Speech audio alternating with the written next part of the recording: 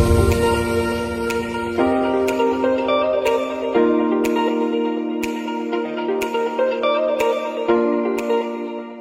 them on silence mode. There will be a question and answer session at the end of the discussion.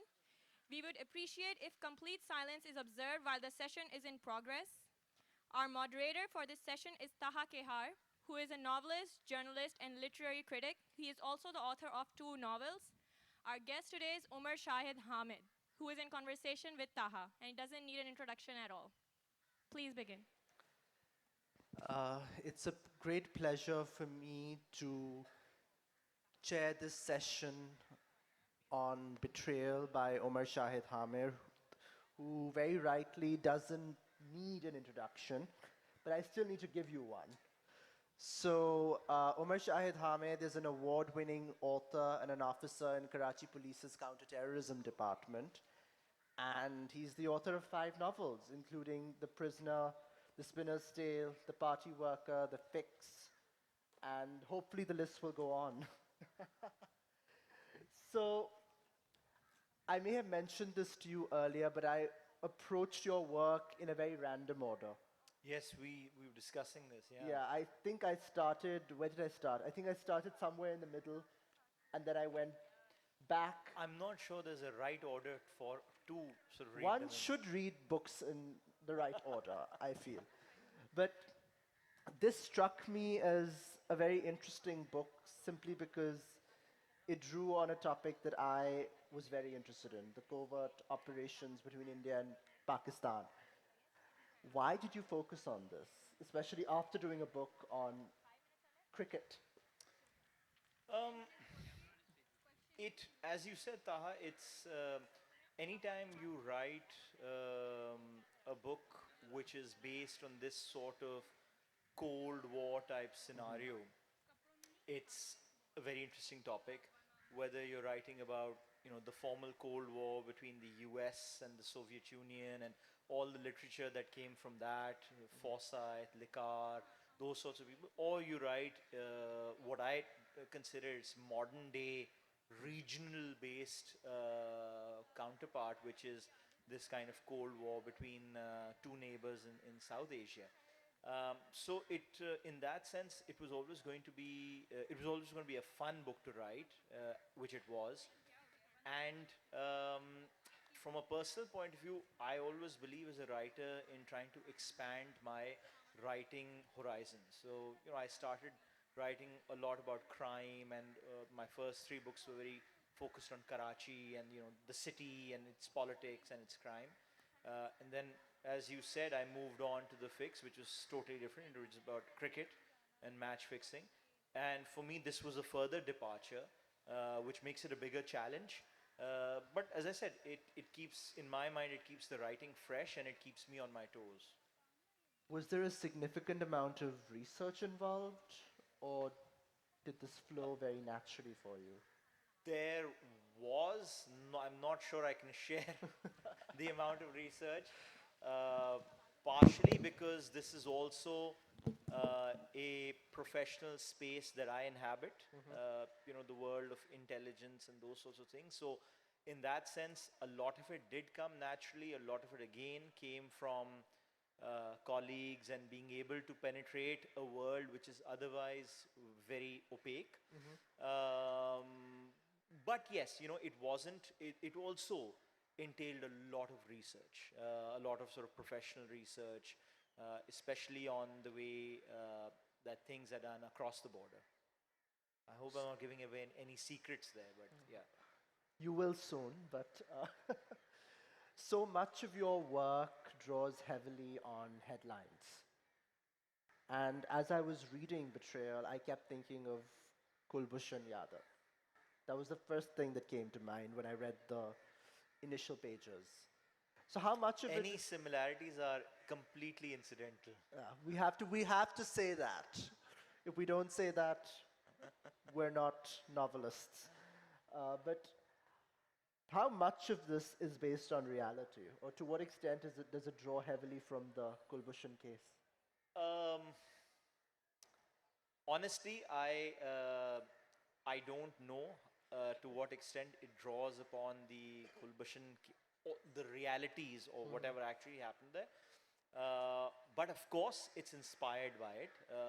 I thought it was, from the point of view of an intelligence operator, it's a very interesting operation to be able to pick up a high-profile enemy agent. And so I started working on that and kind of, crafted it into a story. The one thing I will say is that I do have some colleagues who were involved in that operation, and I did send them a copy of the book, and I said again, let me know how similar it was. I haven't heard back And from how them. similar was I you don't haven't expect to hear them back from them. You'll hear back from them hopefully, and then you can tell us. So, from the commendation by Shuja Nawaz on the back cover and the reviews, I see the mention of love. Every book review is either love, lies, or spies, love and spycraft, something like that. How much was it intended to be a love story between Anina and Samir Khan without giving anything away? You know, it was because I think on the one hand, of course, you have the sort of the actionable bits with the intelligence and the spies and the tradecraft and all of that. And on the other hand, there is at the heart of the book this love story, which intertwines itself into the heart of this issue. And I did intend for it to be that way because I thought that that was the part of the book that I found the most interesting to write. It was, again, a departure from what I've written in the past. And to just explore the relationship between these two people, a relationship that goes on, if you haven't read the book, over a number of years, and how that relationship changes from when you're very young and what love or companionship means to you when you get older, sort of middle-aged. An exploration of that was fascinating for me and very much intended, and I'm glad it worked out. But it's not a Not for them not necessarily, for but them. yeah. I mean, let's not give anything away. But it's not a stereotypical love story. It's a story that draws heavily on a kind of love that is forgiving, a kind of love that is generous. Would you like to comment a little bit on that? Yeah, but isn't love supposed to be forgiving and generous? That's what they say. Unless I've been sort of barking up the wrong tree. But yeah, There are selfish forms of love, but I don't think theirs is a selfish love, which is fair fascinating. point. Yeah, that's a fair point. But yeah, I think it's about kind of, and it's not just about love or the relationship between these two protagonists. It's also their relationship, for instance, in Samir's case, his relationship with his profession, his kind of passion for his country, and it's a different sort of love. And hers with her son, and trying to balance those in this situation that keeps throwing them curveballs. I think it's that exploration of more than one types of love that was interesting for me. And another facet of that love is By the way, I never thought I'd be discussing love on a panel like it's this. amazing. So, You never know what you goes to expect. show if you stick around for long enough, You can do they'll let you do anything. anything.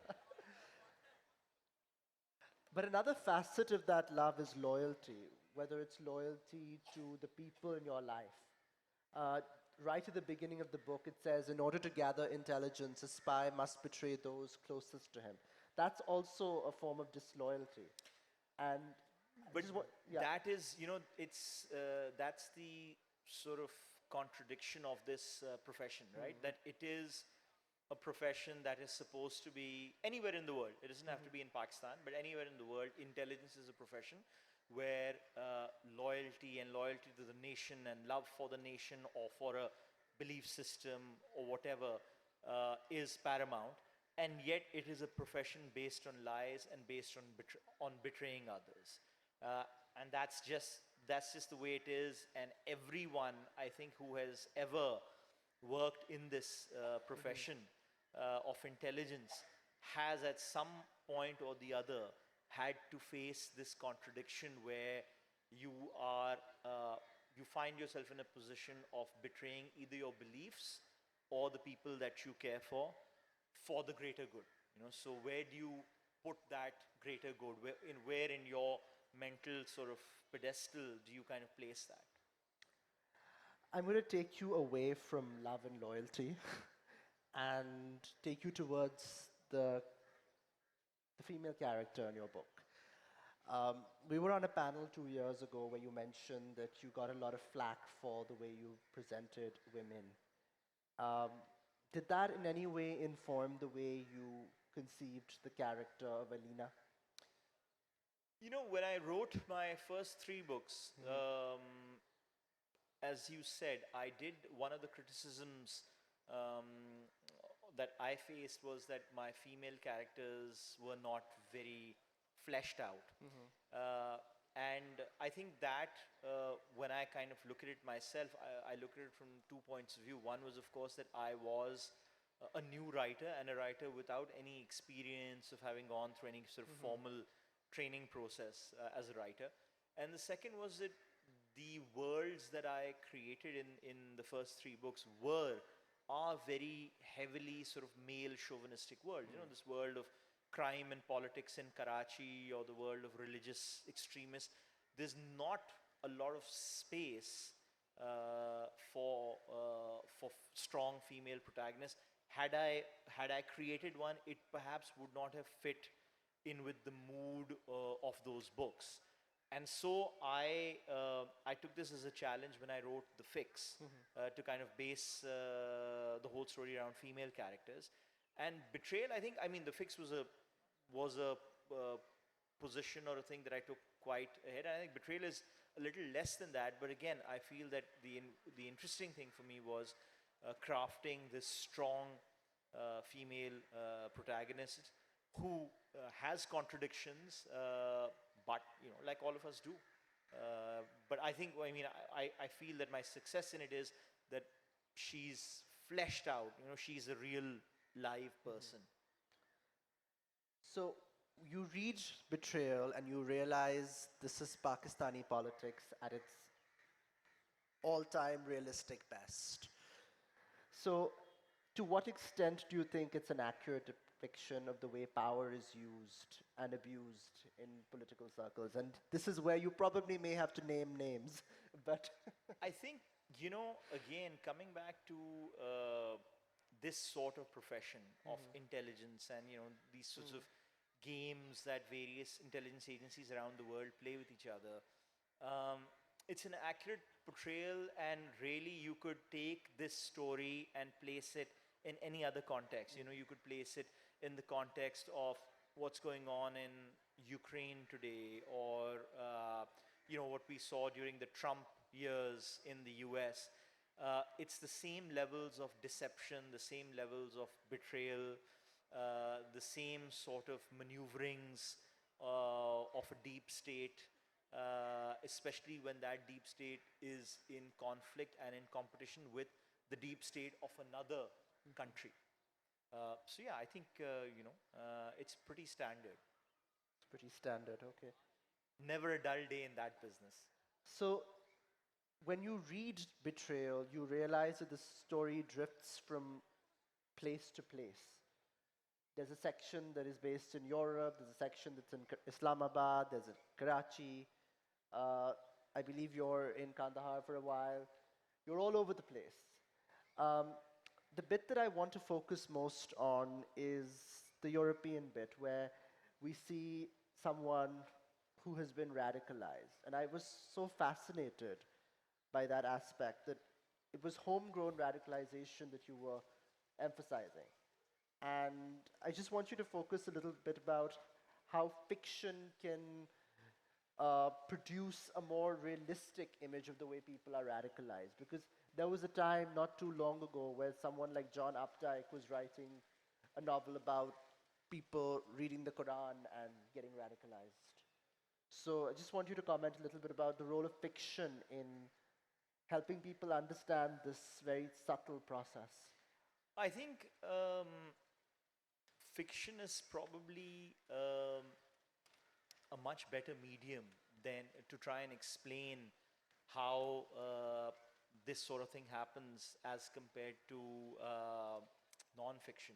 I think it's much harder to kind of get into the mind of someone who's going through that process in a when you kind of put it in a realistic sense. Um, Having said that, I think you mentioned John Updike.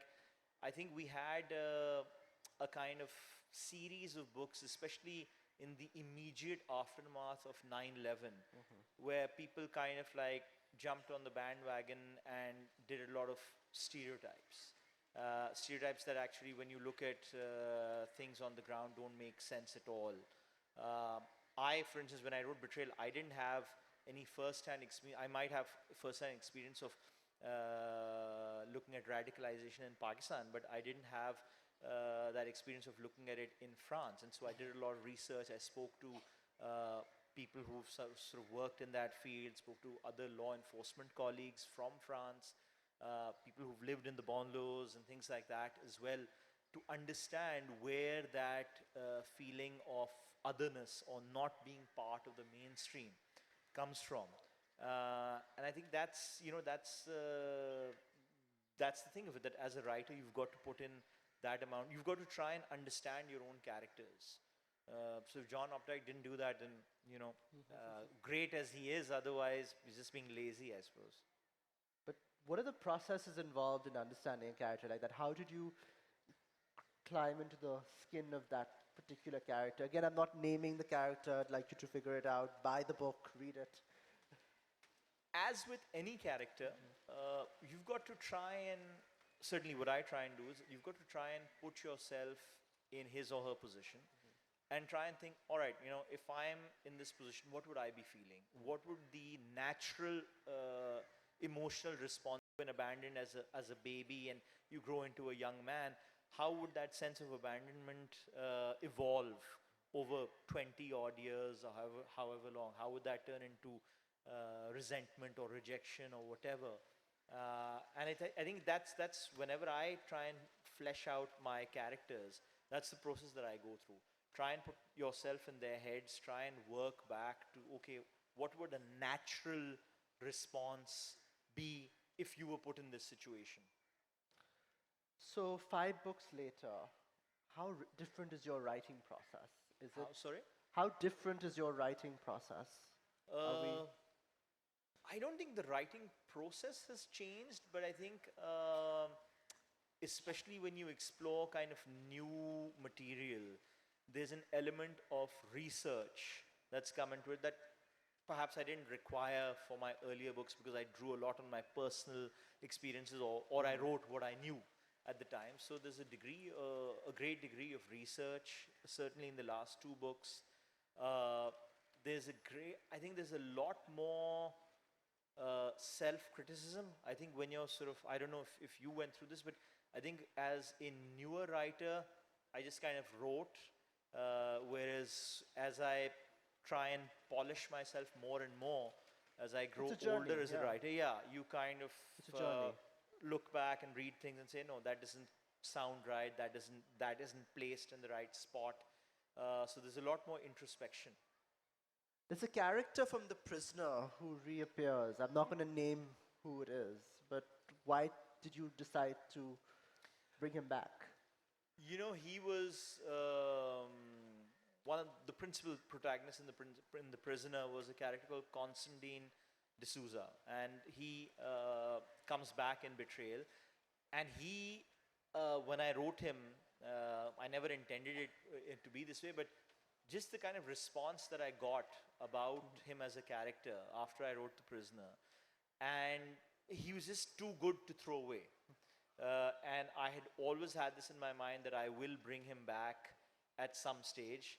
Also, it's easier if you can recycle characters rather than making up brand new ones. But he was just one of those characters that I think, he's a very strong character. He's a Christian police officer, now working in an intelligence setup, and all the sort of contradictions of his own life just kind of enrich him as an individual. So what's next for Omar Shahid Hamid? What can your readers and fans expect? I've started work on a new book, although I've been lazy the last 5 6 months. But I think again it's turning away from what I've written.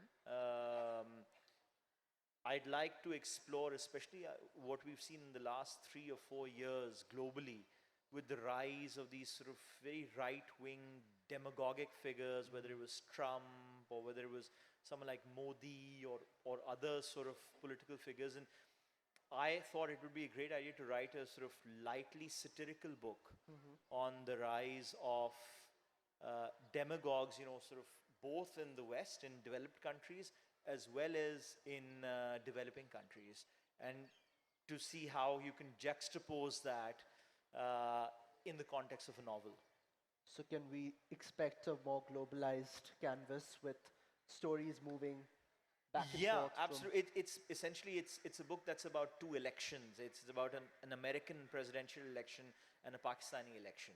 happening? So you I'm can sort of, probing here, but happening you can side. put whatever you want in that. That's excellent. Would you like to read something? Do you know, Because because we have a shorter session, so we'd like to open up for questions. Because Yeah. had we had an hour-long session, perhaps we could have done that. But and I know that we've already got the 10-minute Yeah, marker we have the there. 10-minute mark, So I and think we'll probably move to questions or something. usually Umar attracts a wide audience and has done that today as Plus, well. I'd do anything not to read my own stuff out loud. We can get to that. Let's start getting Some questions. yeah. Any questions from the audience? Gentlemen there. Yeah. I have a simple question. Did you write this book with an intention of turning it into a visual story?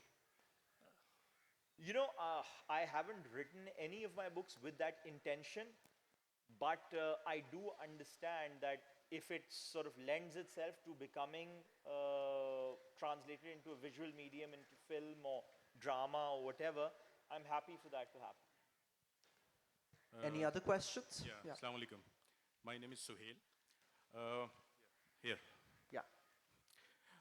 I am just interested to know, how do you find the inner soul satisfaction of a spy with a life full of deceit, lies, betrayal, impersonation? How's the inner soul? Can you comment on that? That's very eloquently that's put, that's a very good question, and I think this is something that I've spoken to colleagues. I've worked in an intelligence agency myself. I've spoken to colleagues from around the world.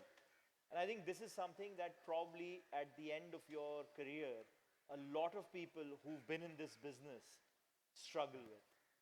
Because you're absolutely right that it is a life based on deceiving others. And yet you're doing it for a purpose that is supposed to be, whether it's your country or an ideology or whatever, it's supposed to be the ultimate. And it's supposed to be the thing that is the Holy Grail, and, you would do anything for that.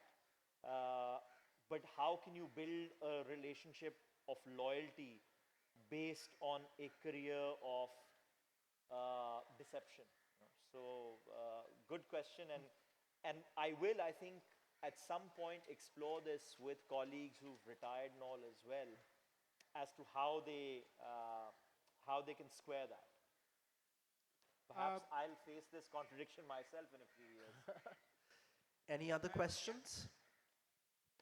There's one over there. One over there. There's We'll one just here, take and one there. time. This gentleman with the mic up over there.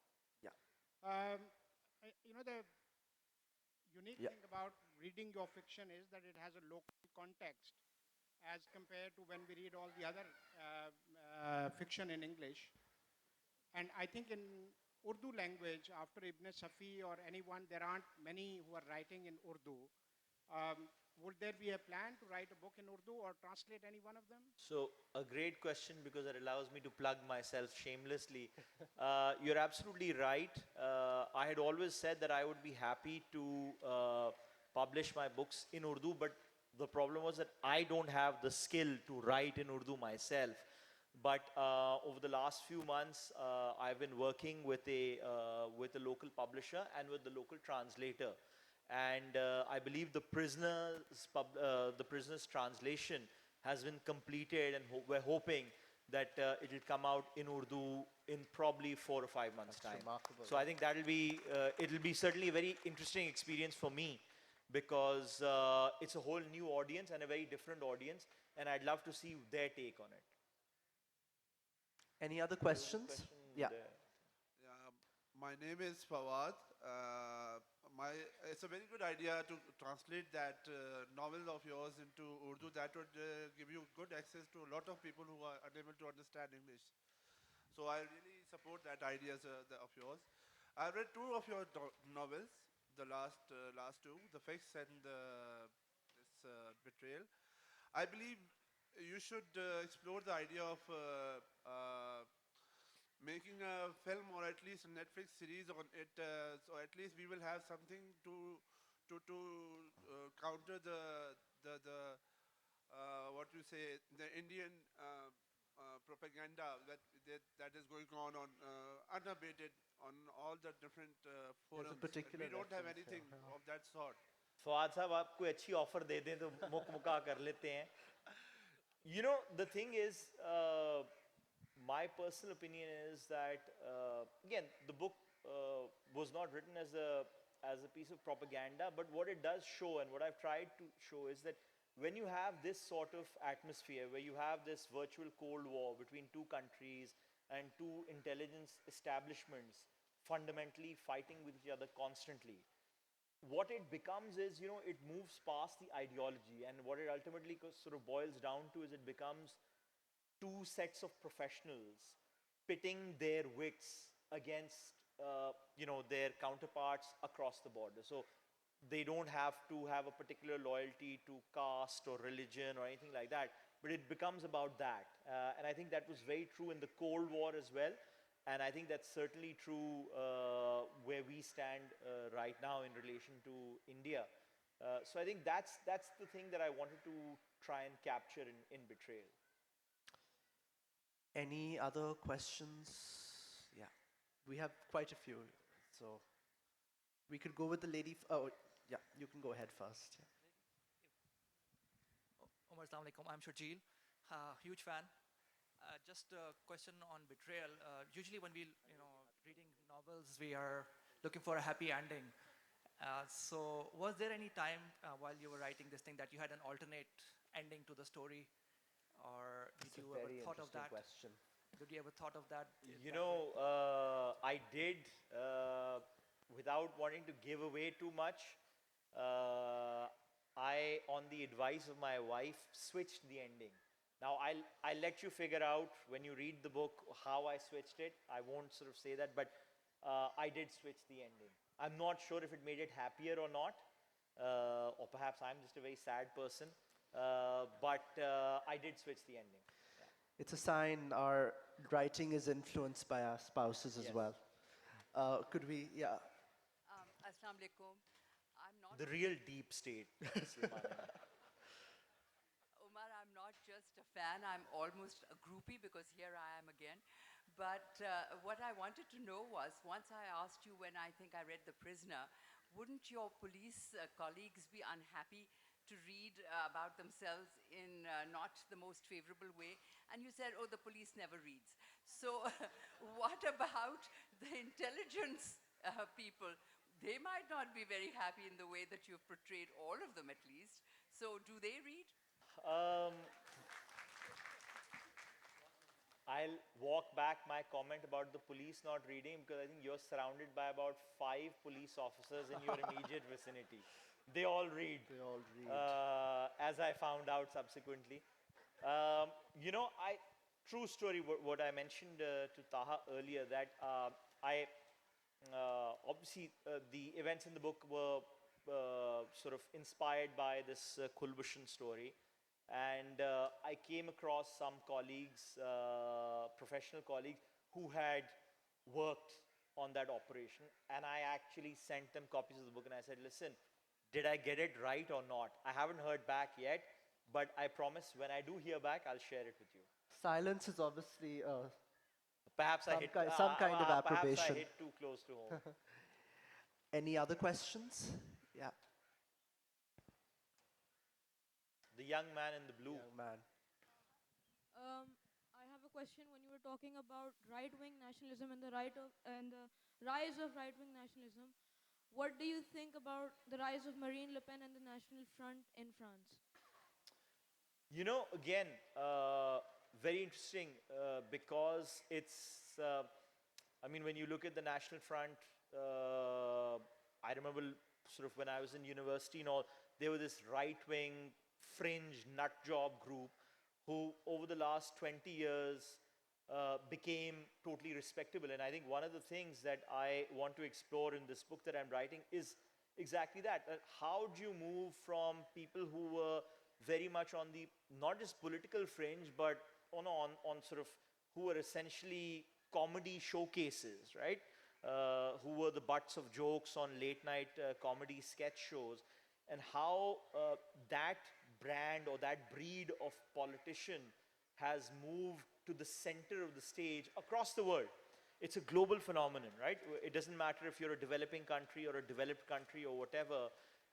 It's just the, and which is why I think the way to write it is in a satirical way, because it's so ludicrous that you've got to be able to laugh at it in some way. We have 2 minutes, I suppose. Okay. Any other question?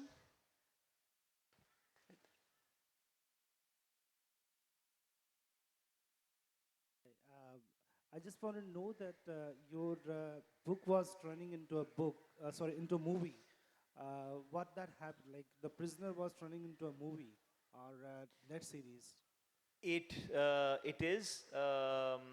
You know, I think the people who have the rights are going into some sort of pre-production. I haven't spoken to them in a while, but I mean, I'm hoping that we should see some results on that fairly soon in the next year or so. Any other one last question, I suppose, yeah. Hello, another big fan of yours, sir. Do you see Samir Khan in yourself? That's a Not very at all. good question. I don't see myself in any of my characters. I think, and the reason for that is I think it would be very difficult for me to write myself as a character. I don't believe I have that level of self-introspection. So none of my characters reflect me in any way.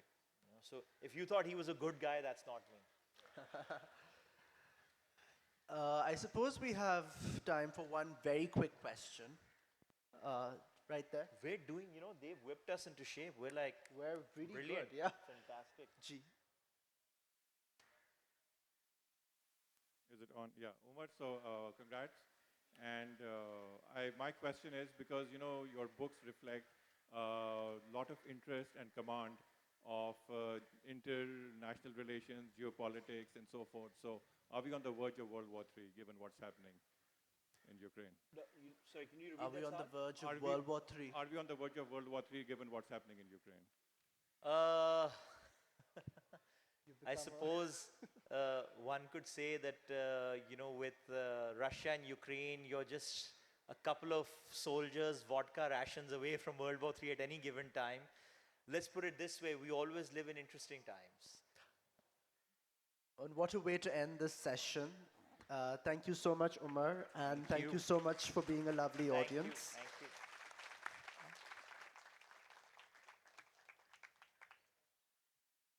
Thank you. That was fun.